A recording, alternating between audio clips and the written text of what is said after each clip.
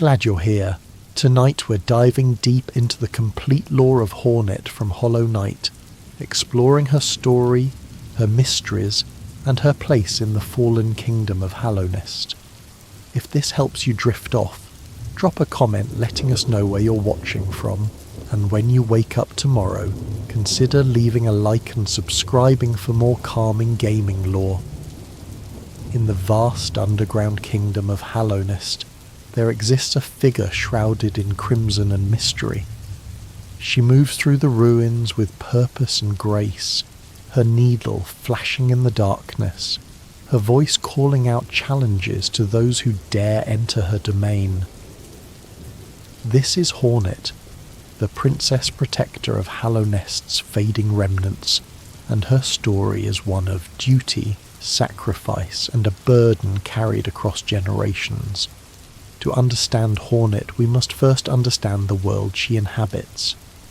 Hallownest was once a thriving kingdom of bugs, a civilization that stretched deep beneath the surface of the world. Its capital city gleamed with pale light, its citizens went about their lives in peace, and its pale king ruled with a vision of eternity.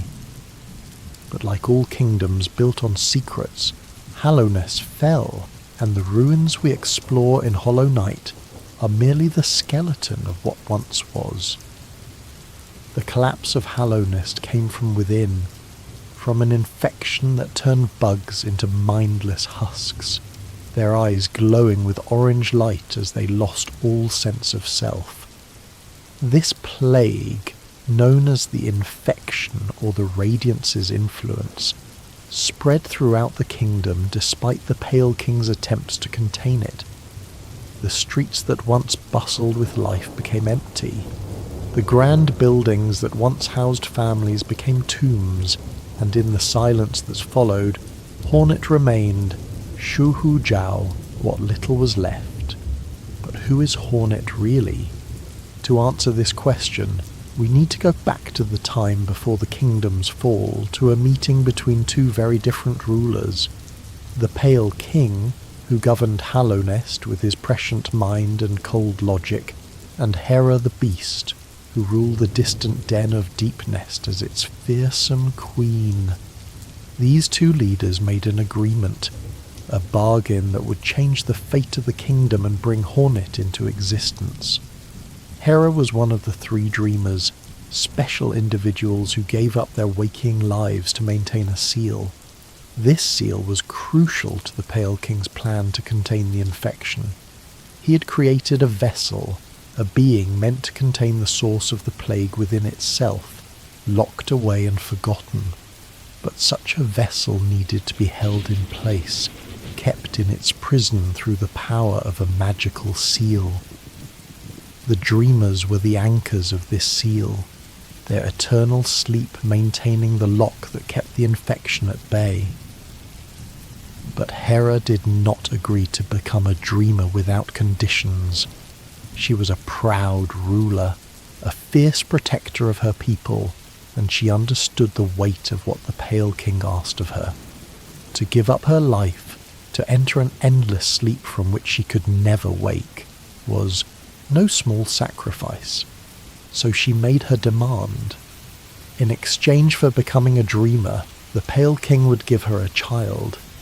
This child would be born of both Deepnest and the Pale Court, a living bridge between two worlds. This child would be Hornet. The circumstances of Hornet's birth make her unique in Hallownest. She is the daughter of two rulers, born from a political arrangement yet no less real for it. From her mother Hera, she inherited the strength and ferocity of Deepnest, the ability to move with spider-like grace and strike with predatory precision. From her father, the Pale King, she inherited a connection to Hallownest's royal line, a sense of duty, and perhaps a spark of that same intelligence that drove the king to such desperate measures. But Hornet's birth was not just a personal matter. It was woven into the very fabric of the Pale King's plan to save Hallownest. The king was consumed with finding a solution to the infection, and his methods grew increasingly desperate. He created the vessels, beings born of void and meant to be hollow, empty containers with no mind to think, no will to break, and no voice to cry suffering. These vessels were meant to contain the radiance, the forgotten god whose light had become the infection, trapping her within a living prison. The Pale King tested countless vessels, watching them fail one after another. A vessel needed to be perfectly hollow, absolutely empty, or else the radiance would eventually break free. Most vessels were discarded, thrown into a place called the Abyss, where they fell into darkness and were forgotten. But eventually the king believed he had found a perfect vessel, one that could bear the burden without breaking. This vessel became known as the Hollow Knight, and it was sealed away in the Temple of the Black Egg, held there by the sleep of the three dreamers. Hornet grew up in this kingdom of fading hope. Her mother had already entered her eternal sleep, sacrificing her waking life for the Pale King's plan. Her father ruled from the White Palace, growing more distant and obsessed with his failing solution. Around her, Hallownest continued its slow decline, the seal holding but the kingdom already dying from the wounds it had sustained. In this environment, Hornet learned to survive and to fight. We don't know all the details of Hornet's childhood, but we can piece together some understanding from what we see.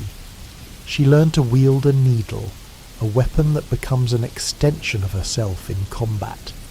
She learned to craft thread, using it to create traps and tools, to swing across gaps and bind her enemies. These skills suggest training, discipline, and years of practice. Someone taught her, guided her, though we can never know for certain who that was. Perhaps retainers of the Pale King, perhaps allies from Deepnest, or perhaps she learned through necessity as the kingdom crumbled around her. What we do know is that Hornet developed a fierce sense of duty. She took it upon herself to guard what remained of Hallownest, to test those who ventured into the ruins, and to protect secrets that needed protecting. This wasn't a duty assigned to her by decree. Her father was gone, having disappeared along with his White Palace, which he sealed away in a dream. Her mother slept eternally, unreachable and unaware, yet Hornet chose to stay, to fight, to maintain a lonely vigil over a dead kingdom. This choice reveals something essential about Hornet's character. She could have left. She could have abandoned Hallownest to its fate and sought a life elsewhere, away from the infection and the ghosts of the past. But she stayed, and in staying, she took on a burden that no one asked her to carry.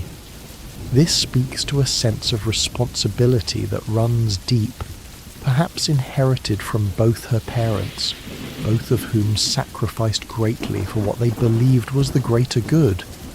When we first encounter Hornet in Hollow Knight, she appears as a mysterious figure in Greenpath, one of the living areas of Hallownest where plants still grow and moss covers the ancient stones.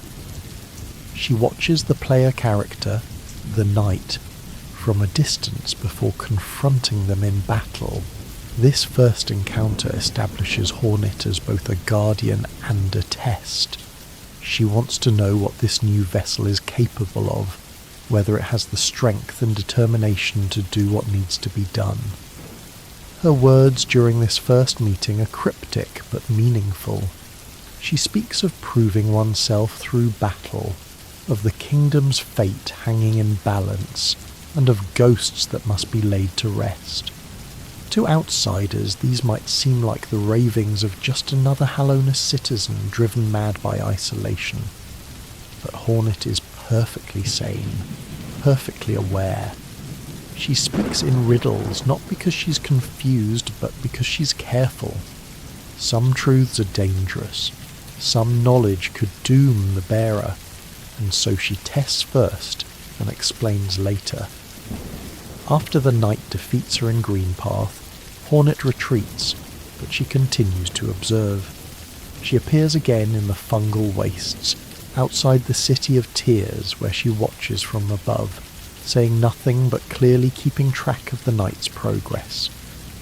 Later, she appears in the ancient kingdom's capital, the City of Tears, where she can sometimes be spotted on distant platforms, always watching, always assessing.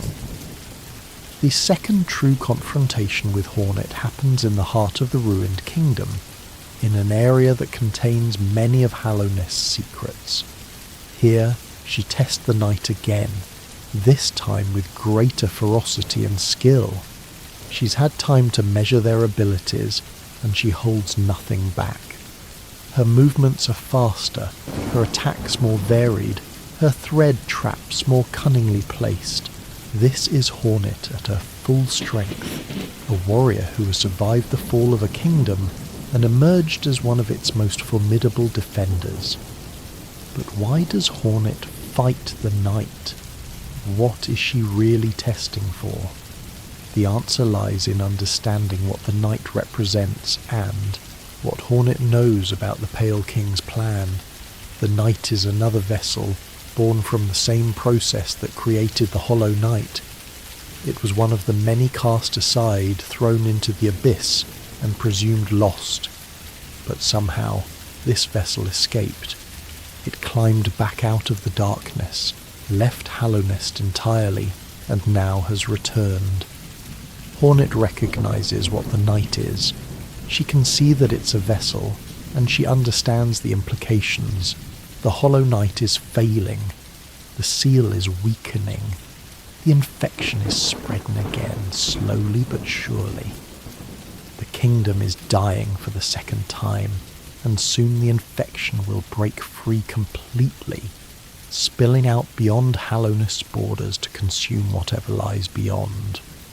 The knight's return is no coincidence. Whether driven by fate, instinct, or some higher calling, the vessel has come back at the very moment when a new container is needed. This is why Hornet tests the knight so rigorously. She needs to know if this vessel is truly hollow, if it has the strength to replace its sibling, and if it can do what the first Hollow Knight could not. The stakes couldn't be higher. If the knight fails, if it's not strong enough or not hollow enough, then the Pale King's entire plan collapses and the infection consumes everything. But if the knight succeeds, it will share the same fate as the Hollow Knight, trapped forever in a living prison, alone in the darkness, bearing an impossible burden. This creates a complicated situation for Hornet.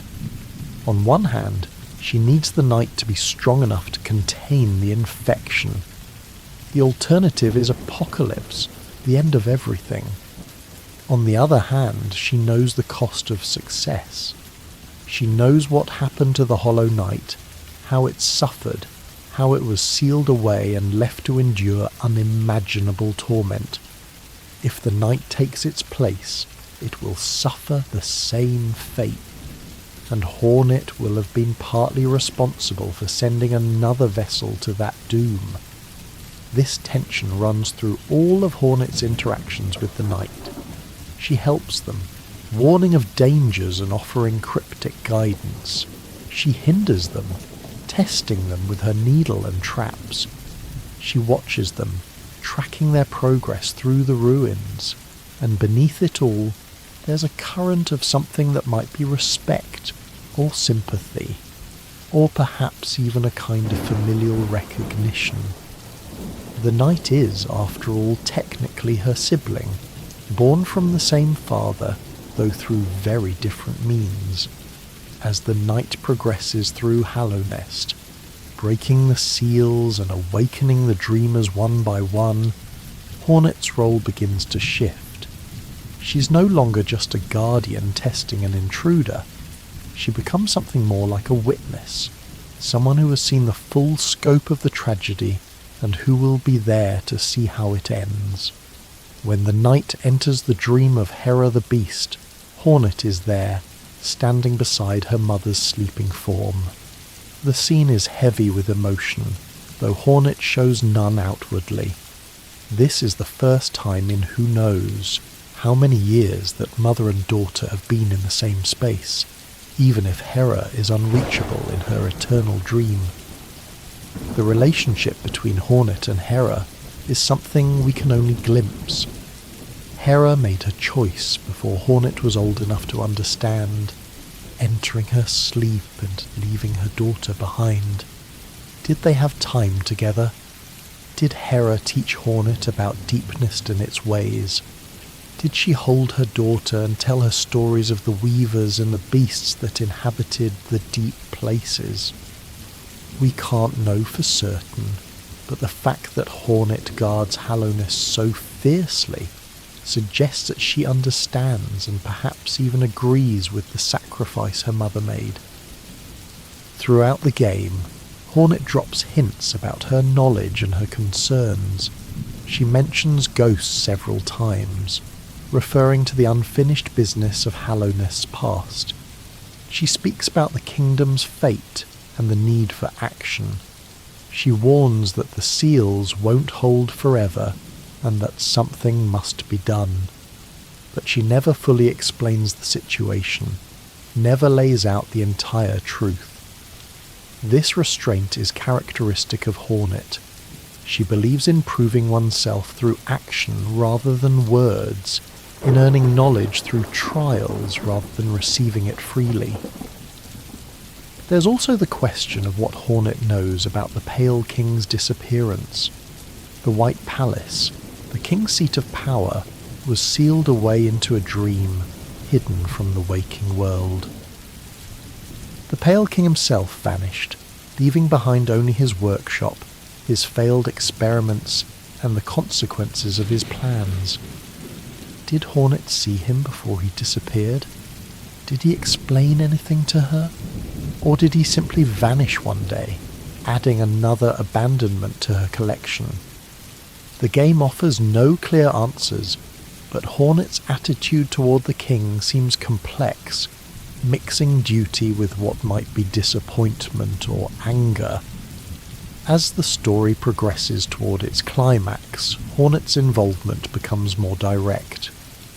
When the knight finally faces the Hollow Knight in the Temple of the Black Egg, Hornet can potentially play a crucial role.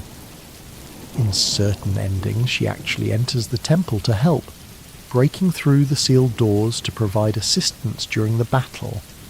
This is a significant moment because it shows Hornet willing to take direct action, to involve herself in the final confrontation rather than remaining an observer. During the battle with the Hollow Knight, the truth of the Pale King's failure becomes clear. The Hollow Knight was not perfectly hollow after all. It had emotions, thoughts, and bonds.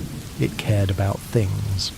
And because of this imperfection, the Radiance was able to corrupt it from within, turning the prison into a cracked vessel that leaked infection back into the world.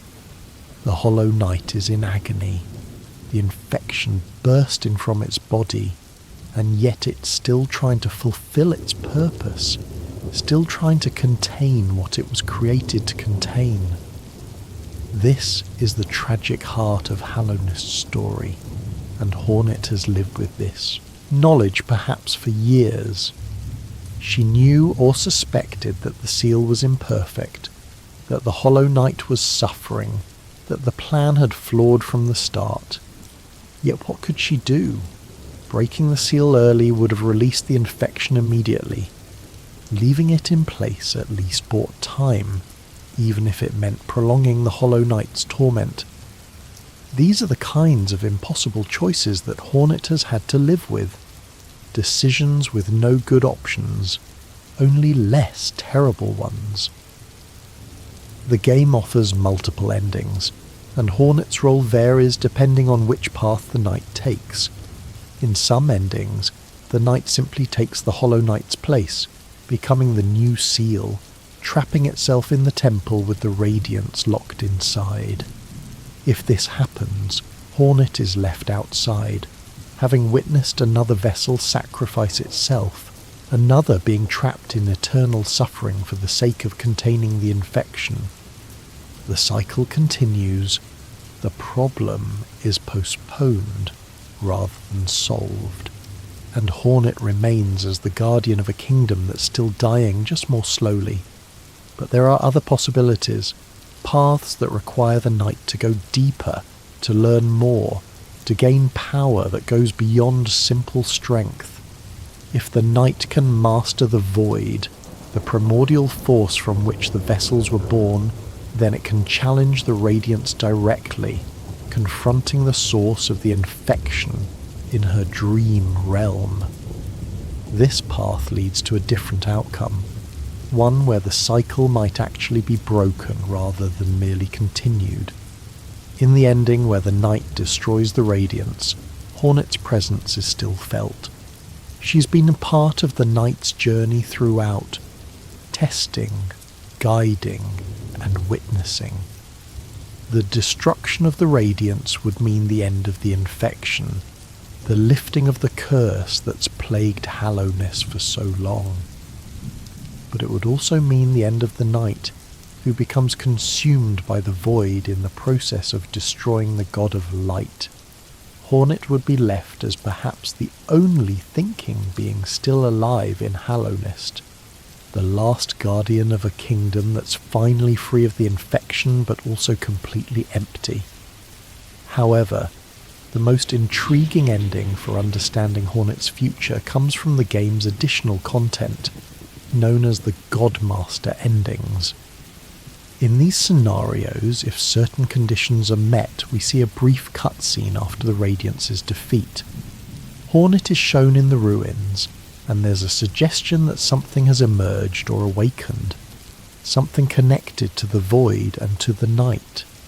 The scene is brief and cryptic, but it seems to show Hornet discovering or confronting something new, something that will require her attention and action.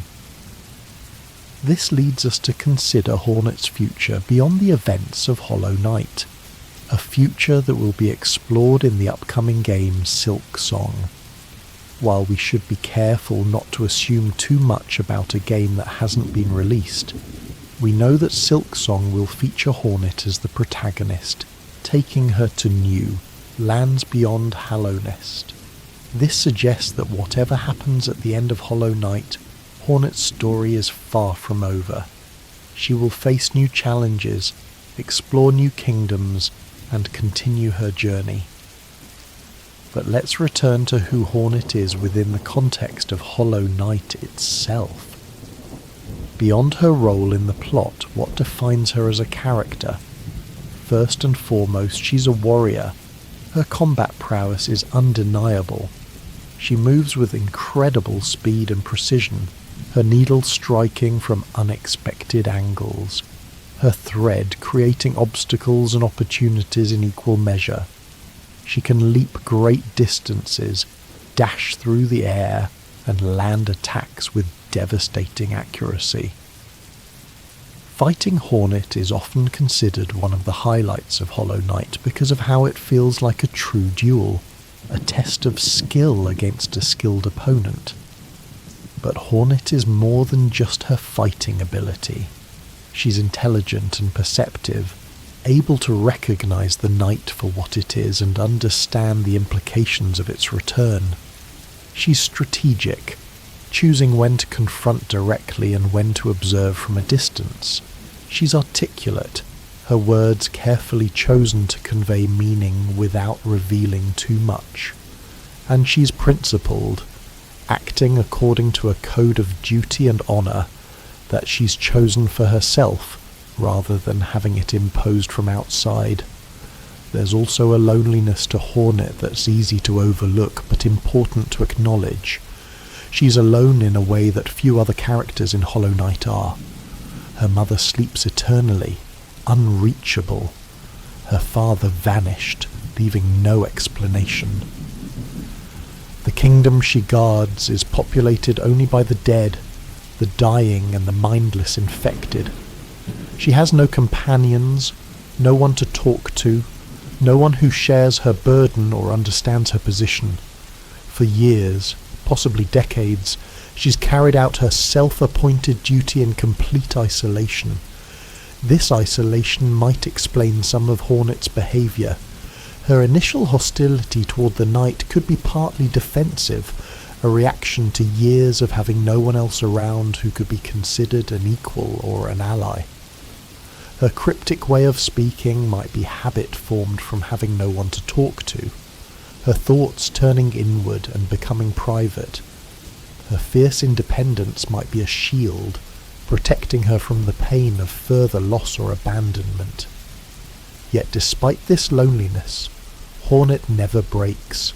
She doesn't succumb to despair or madness like so many in Hallownest did. She doesn't abandon her post or give up on her duty.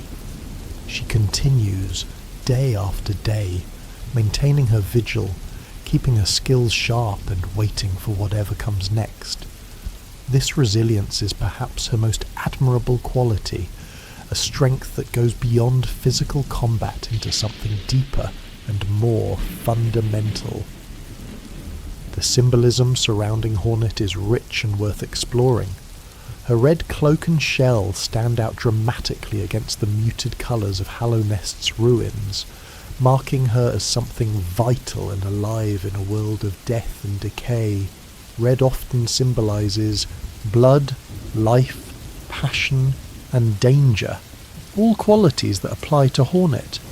She's the living proof that something survived Hallownest's fall, that not everything was consumed by the infection or lost to time.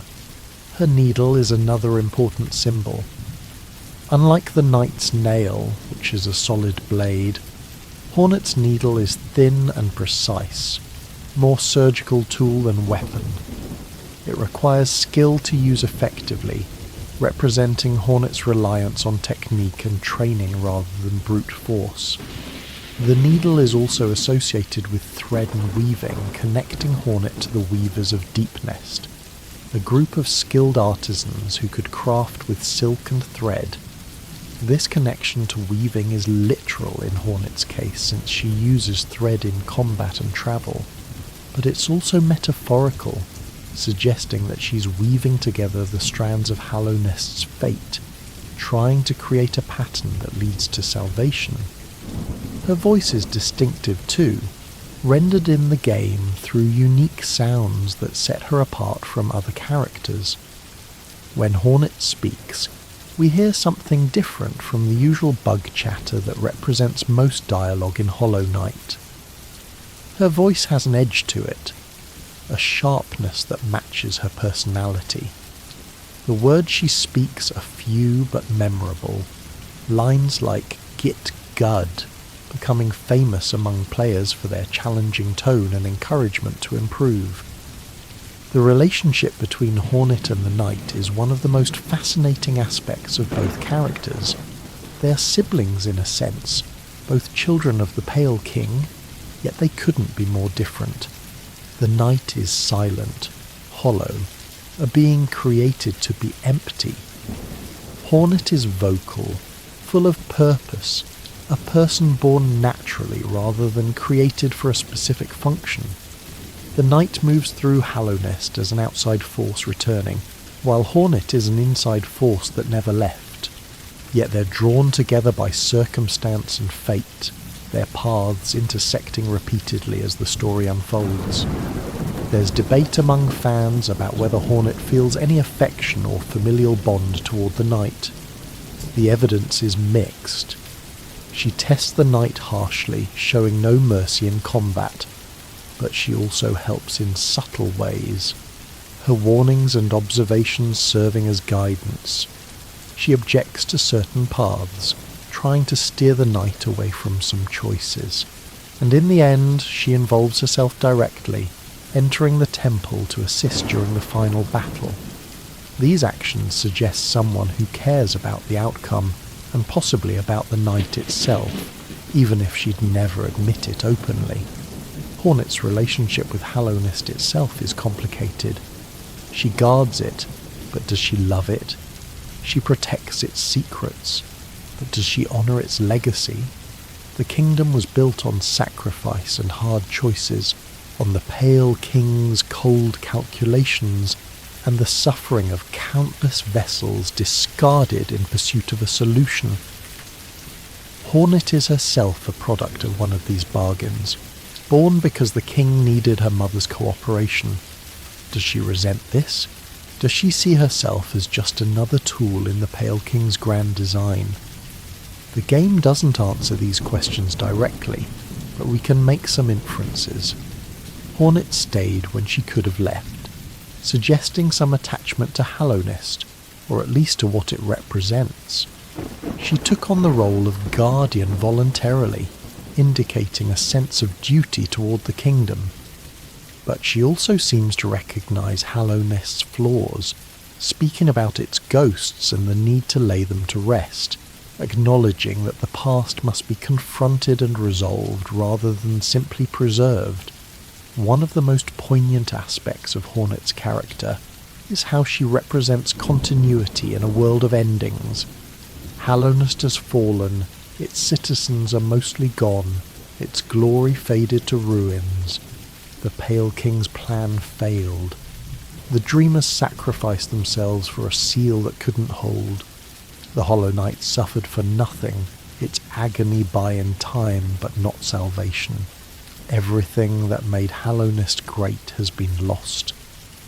Yet Hornet remains, a bridge between what was and what might be, carrying forward some essence of the kingdom, even as she acknowledges its death.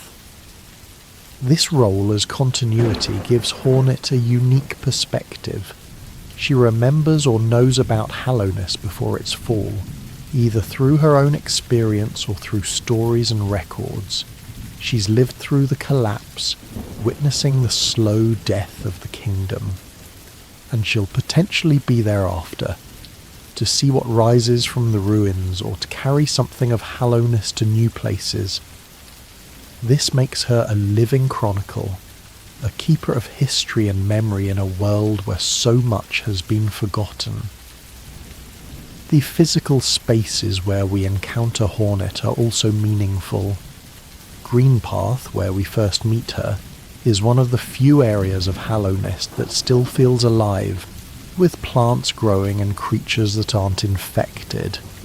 It's a place of growth and natural life, fitting for Hornet, who represents vitality in a dead kingdom. The second major encounter happens in Kingdom's Edge, near the borders of Hallownest, in a place that's already partway outside the kingdom proper. This location emphasises Hornet's role as a boundary keeper, someone who stands at the edge between inside and outside, past and future. Her presence in the City of Tears is brief but atmospheric, with Hornet watching from high places, observing the knight's progress through the capital. The City of Tears itself is a monument to loss, a place where rain falls constantly indoors, as if the kingdom itself is weeping. Hornet moving through this space adds to the melancholy, a lone figure in a city built for thousands, a guardian protecting buildings that house only memories. When we consider Hornet's equipment and abilities more closely, we can learn even more about her character. Her needle is simple but perfectly maintained, suggesting discipline and care. She doesn't rely on magic in the traditional sense, instead using her natural abilities and physical skill. The thread she manipulates seems to come from her own body, a gift from her deepest heritage, connecting her to the weavers and spiders that inhabit the deep places of Hallownest. This makes her power personal and intrinsic rather than borrowed or learned, an expression of who she is rather than what she's acquired. Her shell shape is distinctive, with a horn rising to a point, giving her a silhouette that's immediately recognizable. In the world of Hollow Knight, shell shapes carry meaning, indicating species, origin, and sometimes role. Hornet's shell sets her apart from both the vessels and the regular citizens of Hallownest, marking her as unique, a hybrid of different lineages. This physical distinctiveness mirrors her narrative uniqueness, her position as someone who belongs to multiple worlds, but fully to none. The lore surrounding Deepnest, Hornet's maternal homeland, adds depth to understanding her character. Deepnest is a place of darkness and fear, filled with spiders, weavers, and creatures adapted to life in the deep. It's separate from the rest of Hallownest in feel and culture, its inhabitants following different customs and worshipping different ideals. Hera ruled this place, and her people respected her fierce strength and protective nature. These qualities passed to Hornet, along with the physical gifts of Deepnest's children. But Hornet also carries the legacy of the Pale King, though this is more complicated. The king was a figure of light and mind, bringing civilization and consciousness to bugs through his pale light. His kingdom was built on order, planning, and the pursuit of eternal stability. These traits seem opposed to Deepnest's more primal nature, yet Hornet somehow synthesizes both. She has the ferocity of Deepnest and the discipline of the Pale Court, the physical prowess of her mother's people, and the mental acuity of her father's line. This synthesis makes Hornet a complete warrior, someone who can adapt to any situation and respond to any threat. But it also makes her somewhat rootless, belonging fully to neither heritage. She's not fully a beast of Deepnest, nor is she a proper heir to the Pale King's throne. She's something new, forged from two worlds, and perhaps that's why she's able to survive when both those worlds fall. She doesn't depend on either one completely, instead drawing strength from both while being bound by neither. The theme of sacrifice runs throughout Hallownest's lore, and Hornet is deeply connected to it. Her mother sacrificed her waking life to become a dreamer. The Pale King sacrificed his morality to create vessels, discarding thousands of children in pursuit of one perfect container. The Hollow Knight sacrificed its freedom and comfort to serve as a prison. Hornet witnesses all these sacrifices, understands their costs, and must decide what she's willing to sacrifice in turn. What does Hornet sacrifice? In many ways, she sacrifices normalcy and peace. She could have had a life away from Hallownest, away from the duty and the loneliness. But she chose to stay, to fight, to bear witness. She sacrifices companionship, living in isolation for years. She sacrifices certainty, never knowing if her efforts matter or if Hallownest can be saved. And she sacrifices innocence, bearing knowledge of terrible things, understanding the true cost of her parents' choices and her kingdom's survival. Yet Hornet doesn't seem to view these as sacrifices in the traditional sense. She doesn't appear to regret her choices or wish for a different life. Instead, she seems to have accepted her role fully, embracing the duty she's taken on. This acceptance is its own kind of strength, a refusal to be bitter about circumstances she cannot change, choosing instead to act within the reality she faces. The question of Hornet's emotions is interesting because she presents such a controlled exterior. In combat, she's fierce and focused. In conversation, she's measured and careful. But underneath this control, what does she feel? There are hints of deeper emotions in her words and actions. When she speaks of ghosts needing rest, there's something that might be grief, or weariness. When she tests the night so vigorously, there's something that might be desperation, a need to know if there's finally hope for a solution. When she enters the temple in the final battle, there's something that might be determination or even courage, choosing to act despite uncertainty about the outcome. These glimpses of emotion make Hornet more than just a warrior or guardian. They make her a person, someone with inner life and feeling, someone who carries weight that she doesn't always show. This hidden depth is part of what makes her such a compelling character, this sense that there's more beneath the surface, more we'd understand if only we could see past her careful defences. Another aspect worth considering is Hornet's skill development. She didn't become a master fighter overnight. She trained, practiced, failed, and improved. Somewhere in her past she learned to fight, to use her needle, to manipulate thread, to move with speed and precision. This implies discipline and dedication. Hours spent honing her abilities, preparing for threats that might never come. The fact that she maintained this discipline even after Hallownest fell, even when there was no kingdom left to truly defend, speaks to her character. She stayed sharp because that's who she is, not because someone forced her to. The locations where Hornet could have learned to fight are intriguing to think about. Did she train in the White Palace under the Pale King's instructors? Did warriors from Deepness teach her their ways? Did she learn from the Hive's knights or the Mantis lords? Or did she develop her own style, combining techniques from various sources into something unique? The game doesn't tell us, but her fighting style does seem distinctive, unlike any other character we face, suggesting a personalized approach developed through her own experience. Hornet's relationship with the concept of hope is complex. She exists in a world where hope has largely died, where the kingdom's great plan failed, where the infection continues to spread, and where death is more common than life. Yet she continues to act, to fight, to guard. This persistence in the face of apparent hopelessness suggests either that she still has some hope, or that she's moved beyond hope to simple determination. Perhaps she doesn't need to believe things will improve.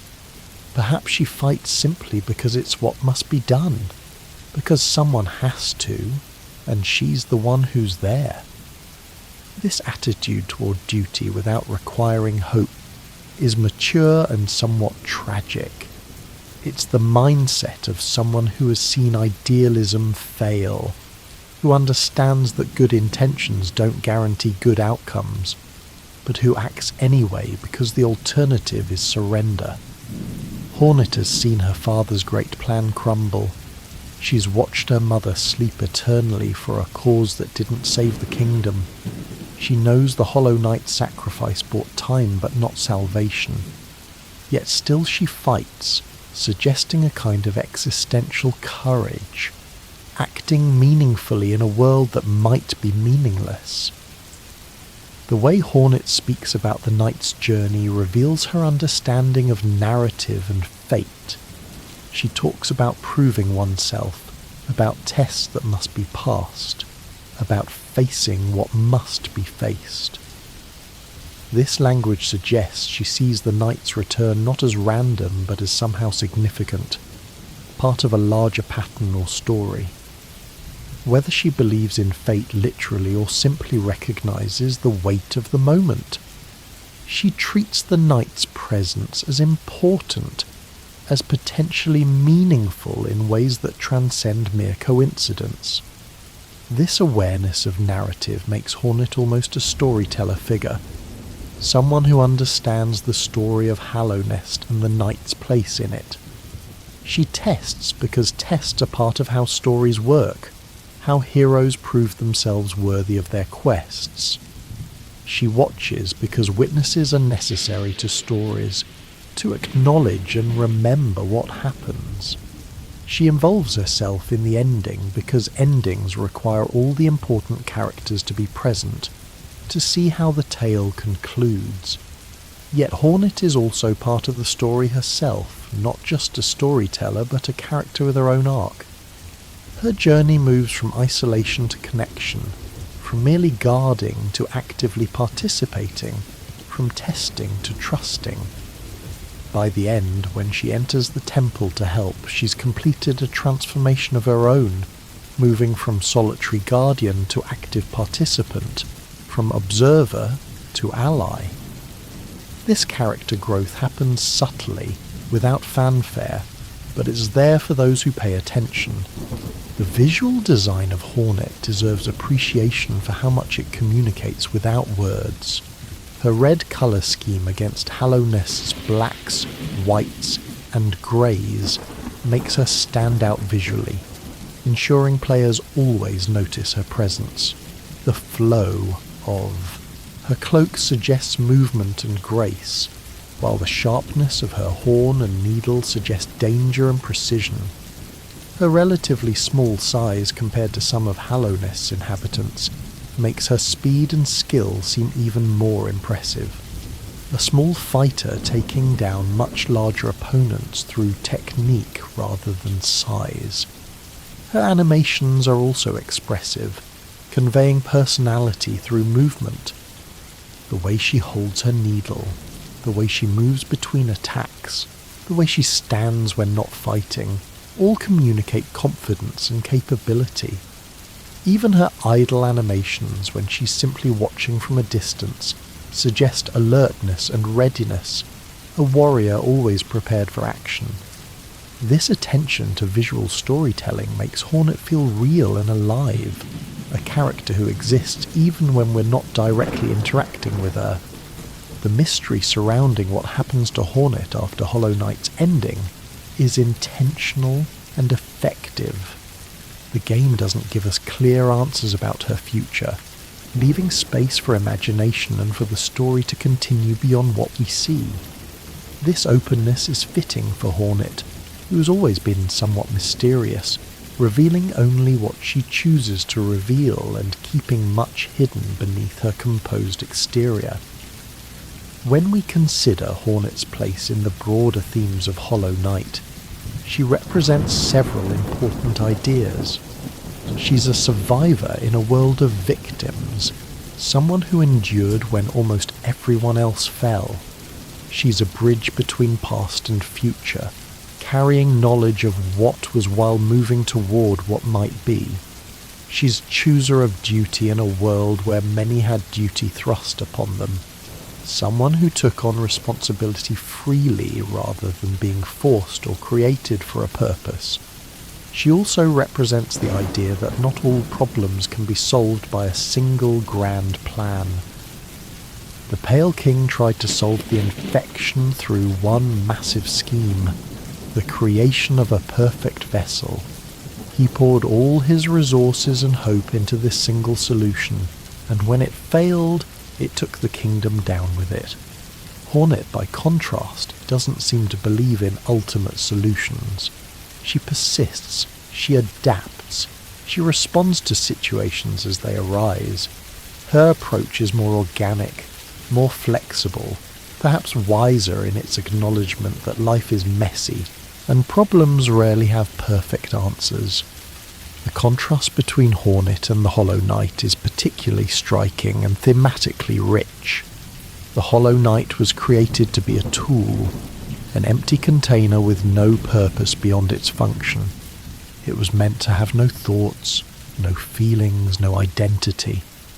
But this attempt to create a being without self ultimately failed, because the Hollow Knight did develop feelings, did have thoughts, did form bonds. Its imperfection doomed the Pale King's plan, but also proved its humanity, in a sense. It cared, and that caring made it real, even as it made it unsuitable for its purpose. Hornet is the opposite in every way. She was born naturally, not created for a function. She was meant to be a person, with all the complexity that entails. She has thoughts, feelings, desires, and agency. She chooses her purpose rather than having it assigned. And because of this, because she's allowed to be complete and real, she's more effective as a guardian than the Hollow Knight ever was as a container. Her wholeness is her strength, where the Hollow Knight's attempted hollowness was its weakness. This contrast suggests one of Hollow Knight's central themes, that trying to remove humanity or personality from beings often backfires, that wholeness and authenticity are stronger than attempted purity or emptiness. The Pale King's logical, calculating approach failed. Hornet's more organic, personal approach succeeds. The kingdom that tried to engineer salvation through cold planning fell, while the warrior who fights from personal conviction survives. Hornet's weapons and tools also tell us about her philosophy. She travels light, carrying only her needle and her thread. She doesn't burden herself with excess equipment or rely on powerful artifacts. Her strength comes from skill and practice, from mastery of simple tools rather than possession of mighty weapons. This minimalism reflects a practical wisdom, an understanding that true capability comes from within rather than from external sources. Her thread abilities are particularly interesting because they show creativity and adaptability.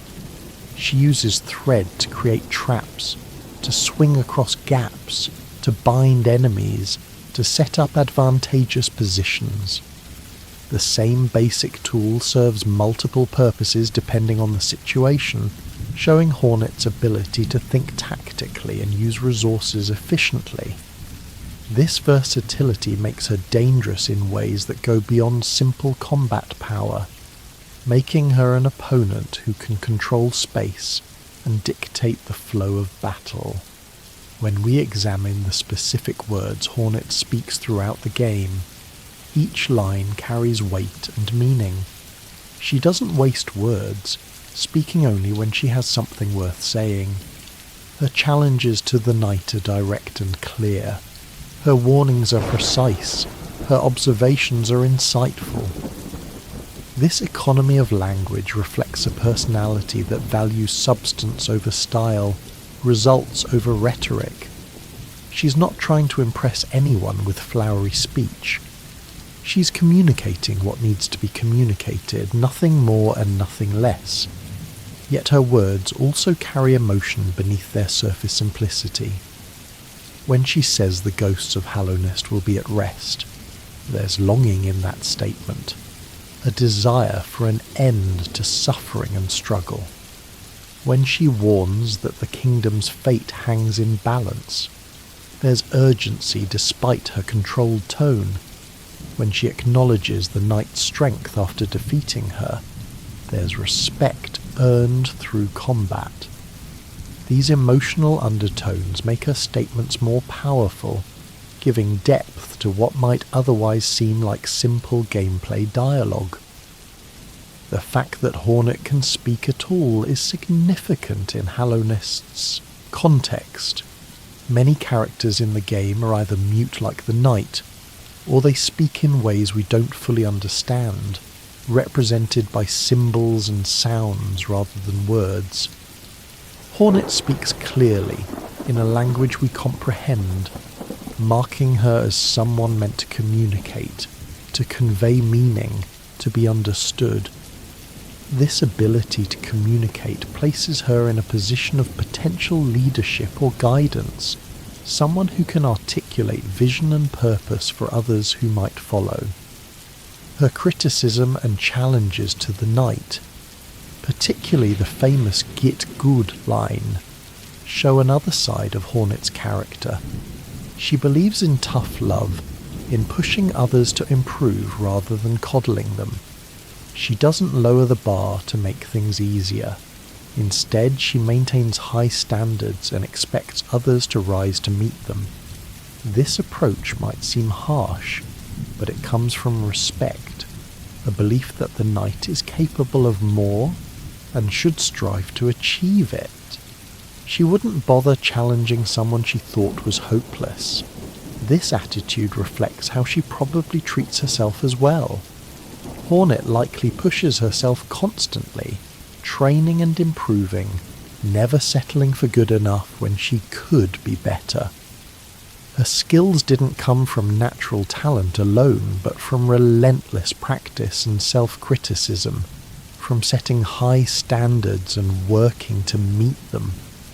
She projects this same expectation onto others, particularly onto the knight, whose success or failure will determine so much. The loneliness of Hornet's existence cannot be overstated.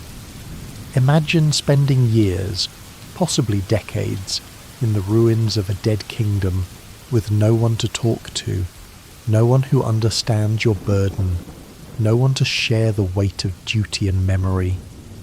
Every day watching for threats that might never come, maintaining skills that might never be needed, guarding secrets that might die with you. This isolation would break most people, driving them to madness or despair. That Hornet remains sane and functional speaks to incredible mental fortitude. Yet this isolation must have shaped her deeply. People aren't meant to be alone for extended periods. We're social creatures who need interaction, connection, relationships. Hornet has been denied all of this, living in a kingdom where the only other conscious beings are either hostile, infected creatures or occasional travellers passing through ruins. This forced solitude might explain her guardedness, her reluctance to trust, her habit of testing before accepting. When you've been alone so long, letting someone in becomes difficult even when you might desperately want connection. The appearance of the knight therefore represents something profound for Hornet. Here is another being like her, sort of, another child of the Pale King, another one who didn't succumb to the infection. For the first time in ages, she's not alone in her vigil. There's someone else who might understand, who might share the burden, who might be an equal rather than an enemy or a victim. This possibility might terrify her as much as it attracts her, offering hope for connection while threatening the defences she's built around her solitude. Her decision to help the knight in the final battle, then, takes on additional meaning. It's not just about saving Hallownest or stopping the infection.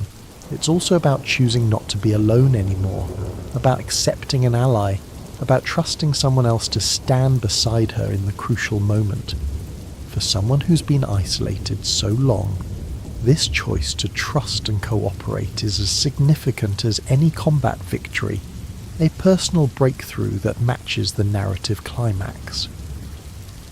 Hornet's understanding of Hallownest's history gives her perspective that few others possess. She knows about the Pale King's experiments, the vessels cast aside, the dreamer's sacrifice, the Hollow Knight's suffering. She understands how the kingdom fell and why the infection spread. This knowledge is both a gift and a burden. It allows her to see clearly what needs to be done, but it also weighs on her, the understanding of how much was sacrificed for so little gain, how much suffering was endured for a plan that ultimately failed. This historical awareness also makes Hornet a keeper of truth in a kingdom full of lies and forgetting. Hallownest built itself on secrets, on hidden knowledge, on truths that were buried and denied. The vessels were hidden in the abyss, their existence denied. The Pale King's doubts were concealed behind his facade of confidence. The cost of the kingdom's survival was obscured by propaganda and pride. Hornet sees through all this, understanding the reality beneath the mythology. She carries the true story of Hallownest, even if she rarely tells it. Her role as truth keeper is important because it means that whatever happens, the real story of Hallownest won't be completely lost. Even if the kingdom falls entirely, Even if every building crumbles and every artifact is scattered, Hornet remembers. She knows what happened and why, and if she survives, if she travels to new lands as Silksong suggests, she carries that history with her, ensuring that the lessons of Hallownest's rise and fall aren't forgotten. The way Hornet moves through Hallownest spaces tells us about her relationship with the kingdom. She's comfortable in the ruins, navigating difficult terrain with ease, finding paths that others might miss. She knows the kingdom intimately, its layouts and secrets, its dangerous areas and safe spaces. This familiarity comes from years of exploration and guardianship, from travelling every path and investigating every corner. Hallownest is her territory in a deep sense, a place she's claimed through long residence and constant vigilance. Yet she also seems separate from Hallownest in some ways, not fully absorbed into it. She maintains her distinct identity, her red cloak marking her as apart from the kingdom's typical colour scheme.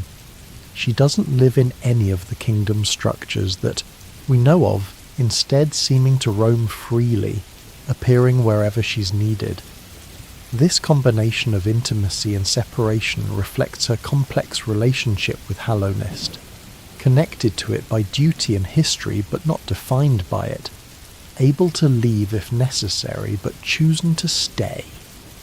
The question of what Hornet wants for herself, apart from duty and obligation, is interesting to consider. Does she have personal desires, dreams, or goals beyond protecting Hallownest? Does she wish for companionship, for peace, for adventure, for meaning? The game doesn't tell us explicitly, but we can see hints in her actions and words. Her willingness to fight suggests she finds meaning in struggle and challenge. Her dedication to her duty suggests she derives purpose from service. Her survival suggests she wants to live, to see what happens next, to continue existing even in difficult circumstances. But beyond these surface observations, what drives Hornet at a deeper level? Perhaps she wants to prove that her mother's sacrifice meant something, that Hera's choice to become a dreamer wasn't in vain. Perhaps she wants to succeed where her father failed, to protect Hallownest in ways the Pale King couldn't. Perhaps she wants to find peace, to reach a point where she can rest knowing she's done enough. Or perhaps she simply wants to survive and maintain her sense of self, to keep being Hornet in a world that seems designed to break or corrupt everyone in it. The influence of both her parents on Hornet's personality creates an interesting internal dynamic. From Hera, she inherited fierceness, protective instinct, and connection to deepness primal strength. From the Pale King, she inherited intelligence, strategic thinking, and a sense of duty to the greater good. These influences could conflict, the wild nature of deepness clashing with the ordered civilization of the Pale Court. But in Hornet, they seem to have found balance, each aspect complementing the other, creating someone who is both fierce and controlled, both protective and strategic. This balance makes Hornet effective but might also create internal tension. Does she ever feel pulled between her two natures? Between the beast of Deepnest and the knight of Hallownest? Does she struggle with which side of her heritage to honour or embrace? Or has she truly integrated both aspects into a seamless whole, becoming something new that transcends either origin? The game suggests the latter, showing Hornet as someone comfortable with who she is. But the journey to that integration must have been complex. Her relationship with the concept of legacy is worth exploring. Hornet is the legacy of both her parents, living proof of their union and their choices. She is also potentially the last legacy of Hallownest itself, one of the few beings who will survive to carry forward some memory or essence of the kingdom. This position as legacy bearer is significant, placing her in the role of inheritor and protector of past meanings, while also being free to create new meanings going forward. The weight of being someone's legacy can be heavy. It comes with expectations, with pressure to honour what came before, with responsibility to make the sacrifice and effort of previous generations mean something. Hornet carries this weight, trying to ensure that her mother's choice mattered, that her father's kingdom wasn't entirely in vain, that the suffering of the Hollow Knight and countless vessels leads to some kind of resolution or meaning. This burden of making the past meaningful through present action is exhausting and endless, yet Hornet bears it without obvious complaint. When we think about Hornet's future, as hinted by Silksong, several questions arise. What takes her away from Hallownest? What new purpose drives her forward? What does she seek in foreign lands? The transition from Guardian of Ruins to active adventurer suggests a shift in her story, from reactive defense to proactive exploration. This could represent personal growth, Hornet moving beyond the trauma and duty of her past towards something new and self-chosen. Leaving Hallownest, if that's indeed what happens, would be both liberation and loss for Hornet. She'd be free from the constant reminder of failure and death, free from the lonely vigil, free to discover who she is apart from her role as guardian. But she'd also be leaving behind everything familiar, abandoning the kingdom she's protected for so long, turning her back on her post. This choice would require tremendous courage, and would likely come with guilt and doubt. The question of whether she's running away or moving forward. The possibility that Hornet might find others like her in new lands is intriguing. Hallownest was unique in many ways, but it wasn't the only kingdom. Other civilizations exist in the world of Hollow Knight. Other rulers, other peoples. Hornet might encounter them, might find community or opposition, might discover that she's not as alone in the wider world as she was in Hallownest's ruins. These encounters could challenge her, teach her, change her understanding of herself and her place in the world. Her skills as a warrior would serve her well in unknown territories, but she'd also need to develop new skills like diplomacy, navigation, and cultural adaptation. Hornet has spent so long in one place that travelling to truly foreign lands would require adjustment. She'd need to learn new customs, understand new threats, figure out how different societies operate. This challenge might appeal to her, offering the kind of meaningful struggle that she seems to thrive on, but it would also be difficult, pushing her beyond her comfort zone.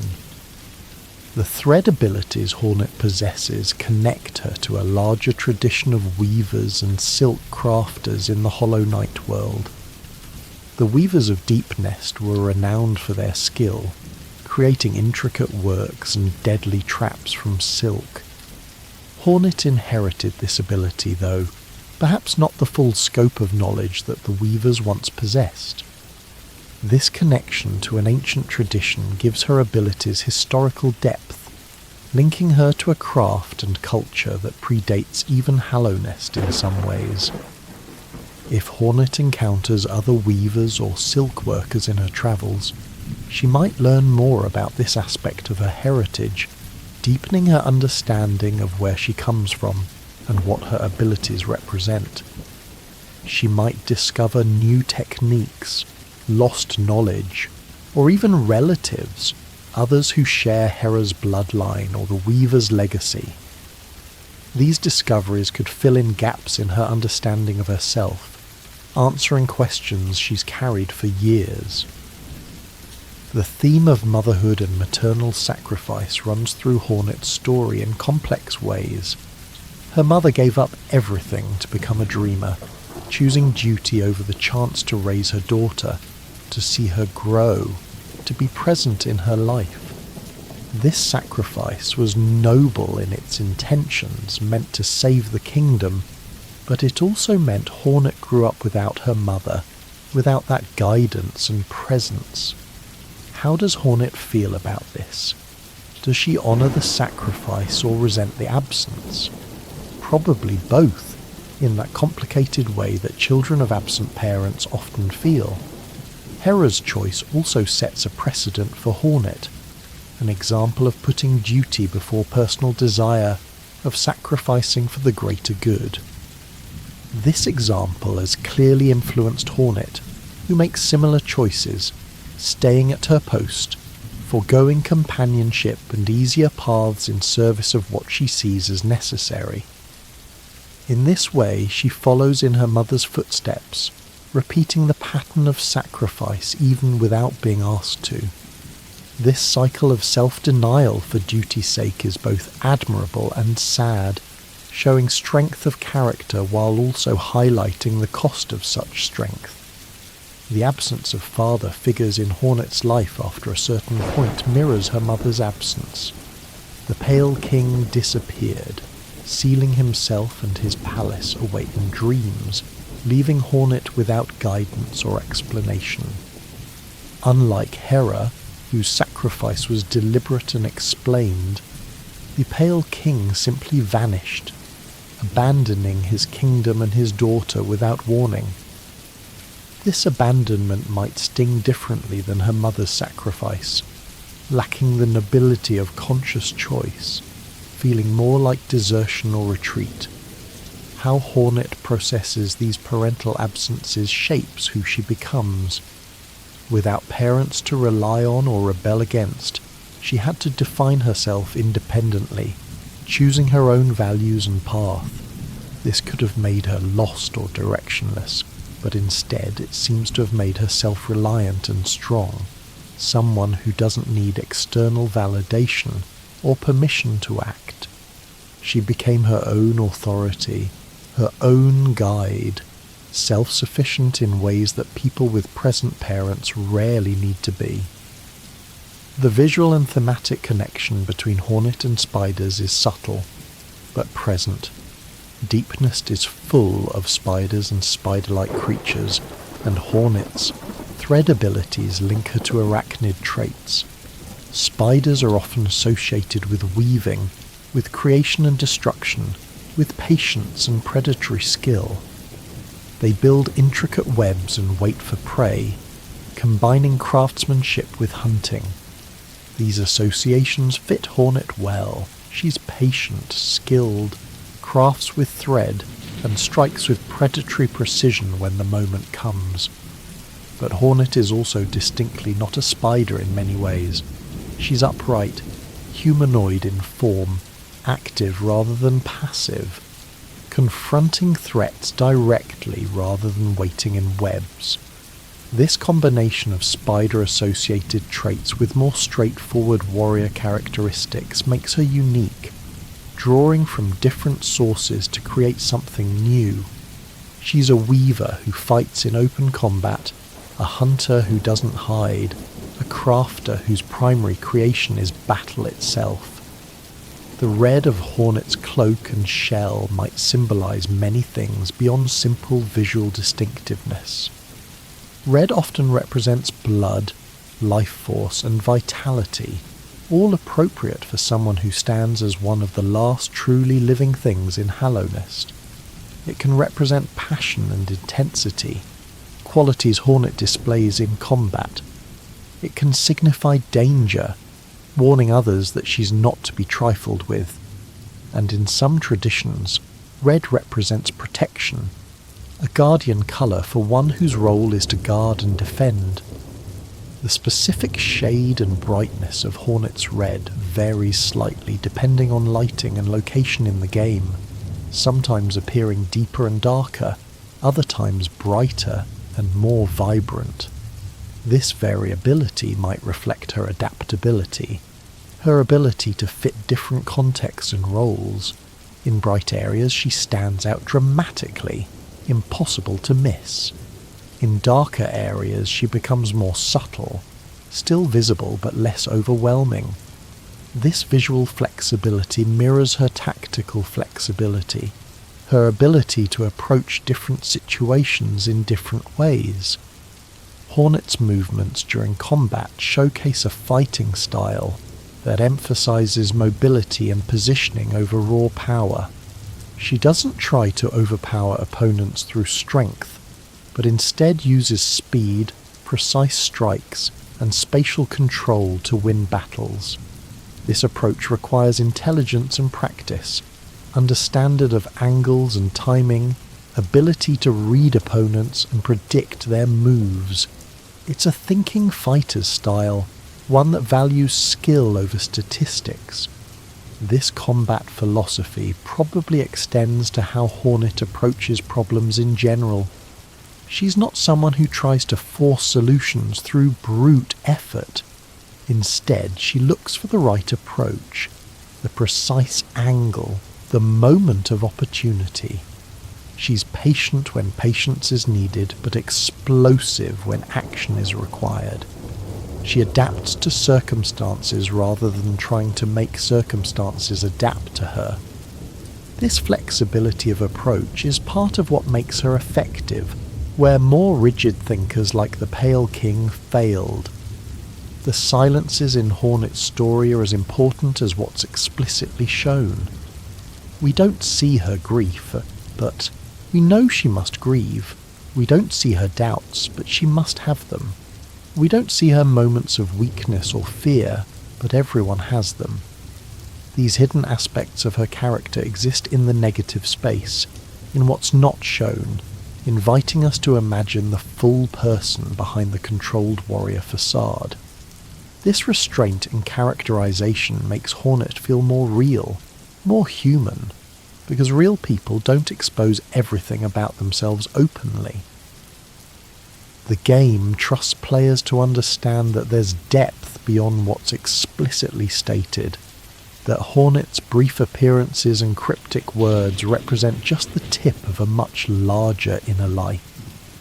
This trust creates a sense of respect between game and player, acknowledging that we don't need everything spelled out to understand meaning and significance. It also makes Hornet mysterious in an appealing way, someone we want to know more about because we sense there's much more to know. As we reach the end of this exploration of Hornet's lore, we can see how she embodies many of Hollow Knight's central themes. She represents persistence in the face of hopelessness, maintaining purpose when everything seems meaningless. She represents the cost of duty, showing what it means to sacrifice personal happiness for greater responsibility. She represents the power of choice, demonstrating how freely chosen purpose is stronger than imposed obligation. And she represents survival not just of body, but of self, maintaining identity and personality despite circumstances that would crush or corrupt most beings. Hornet is, in many ways, what the Pale King's perfect vessel was supposed to be, but never could be. She's strong without being hollow, purposeful without being mindless, effective without being empty. She succeeds where the careful planning and cold logic of the Pale King failed, because she's whole, complete, real. Her strength comes from accepting all aspects of herself, rather than trying to excise parts that might be seen as weakness. She's fierce and controlled, wild and disciplined, emotional and rational, all at once. In the quiet moments between battles, when Hornet stands alone in the ruins watching for threats that may not come, she carries the weight of an entire kingdom's history. She remembers or knows the glory of Hallownest at its height and witnesses its final decay. She holds within her the legacy of two rulers and two very different peoples. She bears the responsibility of protecting what little remains and preparing the way for whatever comes next. This burden would crush most beings, but Hornet carries it without breaking, without losing herself, without giving up hope or purpose. Her story is ultimately one of resilience and meaning-making in a world that offers little of either. She takes what could be a tale of pointless suffering and endless loss, and transforms it through her actions into something more. A story of duty chosen freely, of strength maintained through struggle, of purpose found in service. She doesn't save the kingdom, at least not alone, but she ensures that it's not forgotten, that its final chapter is witnessed by someone who understands what it all meant. When the night faces its final challenges, and Hornet makes her choice to help or to witness, she completes her transformation from isolated guardian to active participant in shaping the future.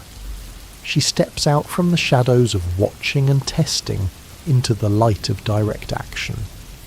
This is her moment of full commitment, where she risks herself completely for what she believes needs to happen. It's a moment of courage that comes not from lack of fear, but from acting despite fear, from choosing to be vulnerable when she spent so long being guarded. And when it's all over, when the final battle is fought and the outcome determined, Hornet will still be there. Whatever happens to the night, whatever becomes of the infection and the kingdom, Hornet will survive to see it. She's the witness, the one who remains, the one who will carry the story forward into whatever comes next. This role as survivor and witness is fitting for her, the one whose whole existence has been about persisting through impossible circumstances and bearing the weight of history. In the end, Hornet is more than just a character in a game or a boss to be fought.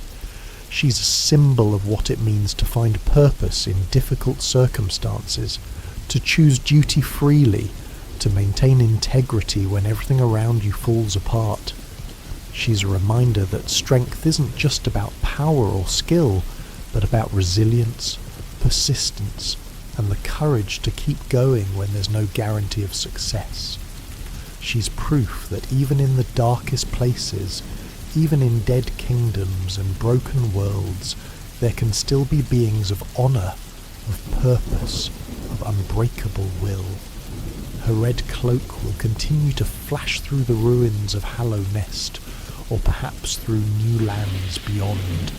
Her needle will continue to strike true against whatever threat she faces.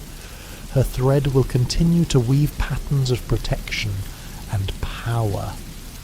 And her legacy, whatever it ultimately becomes, will be that of someone who stood when everything fell, who chose meaning when meaninglessness would have been easier, who remained herself when so many others lost themselves to infection, madness, or despair.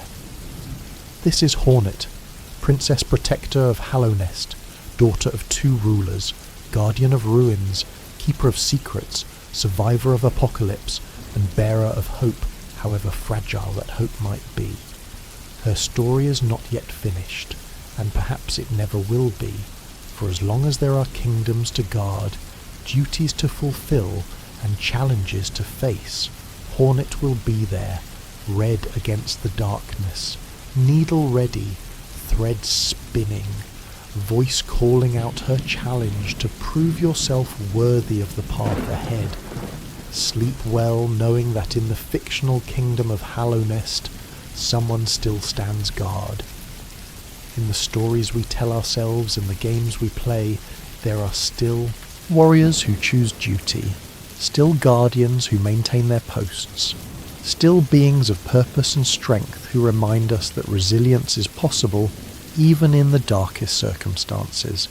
Let Hornet's story accompany you into sleep, a tale of persistence and purpose, of strength and survival, of a lonely guardian who never gave up, never gave in, and never stopped being exactly who she chose to be.